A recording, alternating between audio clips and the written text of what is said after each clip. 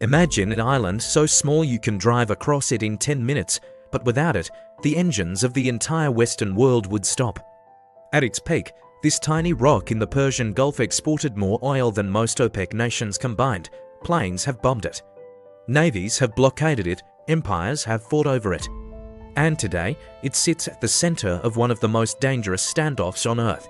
This is Kharg Island, and almost nobody knows its name.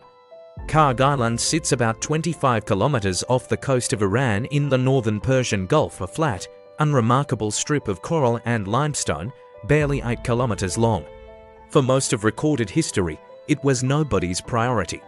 Ancient traders passed it, sailors knew it.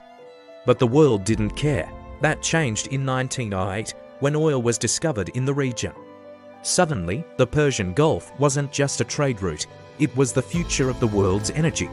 And Kharg, with its deep natural harbour and proximity to Iran's massive oil fields, became the obvious place to build the infrastructure that would pump that future into tankers. The British, who dominated the region through the Anglo-Persian Oil Company, later known as BP, developed Kharg into a loading terminal in the early 20th century. By mid-century, it was one of the busiest oil export hubs on the planet. Pipelines snaked underground, storage tanks lined the shoreline. Supertankers queued for miles, waiting to be filled. When Iran nationalized its oil industry in 1951 under Prime Minister Mohammad, Kharg became the epicenter of a geopolitical earthquake. Britain and America orchestrated a coup 2 years later, restoring the Shah, and Kharg kept pumping, now feeding the Cold War's thirst for petroleum. By the 1970s, under the Shah's modernization drive, Kharg handled up to 90% of Iran's oil exports. That is not a typo, one tiny island, the economic heartbeat of an entire nation and, by extension, a lever that moved global oil markets. September 1980, Iraq invades Iran. The Iran-Iraq War begins, and Kharg Island immediately becomes one of the most strategically vital and dangerous places on Earth. Saddam Hussein understood the math perfectly. Destroy Kharg, and you destroy Iran's ability to fund its war. No oil exports meant no money. No money meant no weapons, no soldiers, no survival. The first Iraqi airstrikes hit Kharg in 1981, then again in 1982 and 1983. Wave after wave of bombers targeted the loading terminals, the pipelines, the tanker berths. The world watched in shock. This was an attack not just on Iran, but on the global oil supply. Oil tankers were being hit in open water. The Persian Gulf had become a war zone. This became known as the Tanker War. Between 1984 and 1988, over 500 ships were attacked in the Gulf. Insurance rates for vessels transiting through the region skyrocketed. Oil prices lurched, global economies trembled. But Kharg refused to die. Iranian engineers, working under constant threat of bombardment, performed repairs within hours of each strike. The Iranians proved almost miraculous in their resilience, patching pipelines, rerouting flows, improvising offshore loading points when the main terminals were damaged. At the height of the attacks, Kharg was exporting oil through floating platforms, auxiliary terminals, and sheer human determination.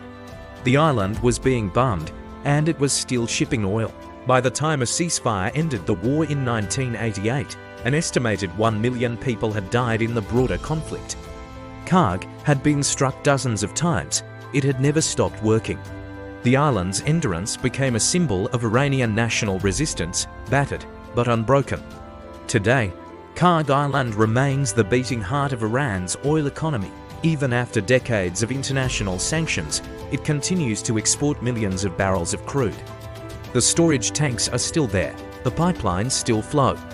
The tankers, often dark ships operating without transponders to avoid detection, still load in the dead of night. Satellite images show the island perpetually busy. Iran reportedly exports between 1.5 and 2 million barrels per day, with the vast majority flowing through Kharg. Buyers in China and other nations quietly absorb the supply, sanctions or not. The island itself is heavily militarized. Iran's Revolutionary Guard maintains a strong presence. Anti-aircraft batteries dot the coastline, radar installations sweep the horizon. Kharg is simultaneously an industrial site, a military fortress, and a geopolitical flashpoint, all wrapped in the same few square kilometers. As tensions between Iran and the West continue to simmer over nuclear negotiations, any strike on Kharg Island would send shockwaves through global oil markets within hours. Analysts routinely include it in worst-case scenario planning. It is, quite literally, one of the most consequential pieces of real estate on Earth. Here is what history keeps whispering about Kharg Island. Empires rise and fall, regimes change, wars are fought and forgotten, but the oil beneath the Gulf floor does not care about any of it. The island has been bombed, blockaded, sanctioned, and threatened. And still, the tankers come. As long as the world runs on oil, Kharg will matter. And as long as Kharg matters, it will be in danger. The next crisis in the Persian Gulf, and there will be one, will almost certainly have Kharg Island somewhere at its center. A tiny rock, an enormous shadow, the island the world can't see and can't afford to ignore.